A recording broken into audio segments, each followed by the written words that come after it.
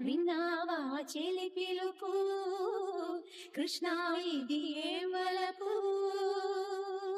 కృష్ణ మురళి ధ్వని గాలిలోన విని రాధ పులకరించే ముగ్ధ మోహనుని మదన సుందరుని తరుణి కాంచనించే కారు చీకటిలో దీపమల్లె ఘనశ్యాముడెదురు పడడే అతడి సర్వమనురాధ హృదయమును అసలు తెలుసుకొనడే పెదవి ఉనికి నిందుకను